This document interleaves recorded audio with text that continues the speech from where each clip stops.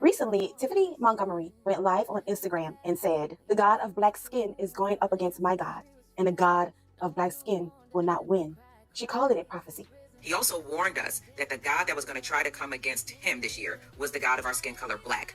The issue is it wasn't going to win, which is not a good thing for black people.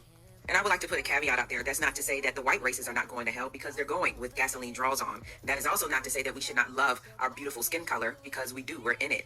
That is to say, however, we do not glorify it and we do not worship it above our maker, who is God. We don't crown our skin color king because we serve the king of all kings. And that's not really all that hard to understand. Y'all just be acting stupid. Now, that's not the first time we've heard this kind of thinking. In 2018, Priscilla Shire said something very similar. She said, "I do not identify myself as a black woman because that's not my primary identity. I identify myself as a Christian woman who happens to be black." I do not describe myself as a black woman because that gives too much power to my blackness. I don't want black, my race, to be the describing adjective, the defining adjective of who I am as a woman. I'm not a black woman. I am a Christian woman who happens to be black. Different words, but the same root message and the same underlining damage. And the root message is that black identity is dangerous. That black identity is secondary. That black identity is an enemy when it comes up against their version of Christianity. But here's the deeper problem. This is self-hate disguised as God. Think about it. Both of these women are black. Yet, instead of affirming their identity, they demonize it.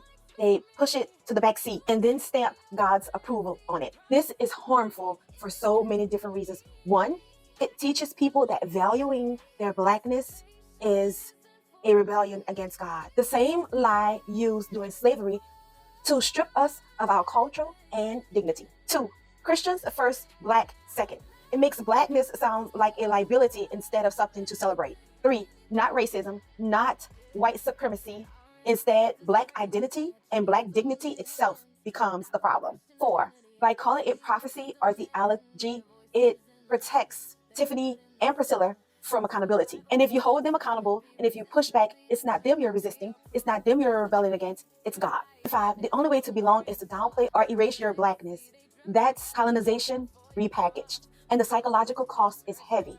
If you believe the very skin that you live in, your blackness, your identity, your dignity is an enemy of God, you'll spend your whole life shrinking yourself, apologizing for who you are. Instead of living free, that is not liberation, that's bondage disguised as faith. Here's the truth.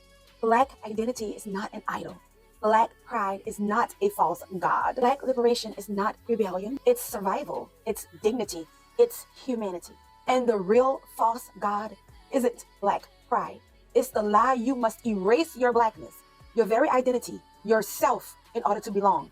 That's the false god. So to people who think like Tiffany Montgomery and Priscilla Shire, don't ask me. Don't expect me to accept your fantasy of proximity.